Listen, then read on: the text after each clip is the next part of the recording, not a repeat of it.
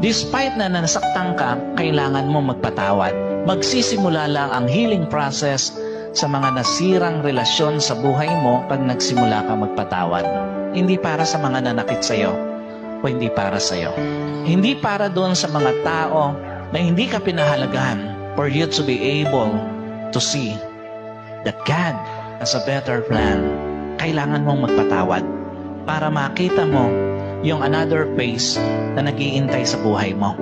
Despite na nasaktan ka ng mga taong hindi nagpahalaga sa'yo, kasi nga, that would be the start, that would be the open doors to mend what was broke in your life. Yung pagpapatawad natin, magbubukas ng pintuan para sa mga nasirang relasyon sa buhay mo. Hanggat hindi ka nagpapatawad, hindi magsisimula o magbubukas ang pintuan para mabuo muli anumang nasira sa buhay mo.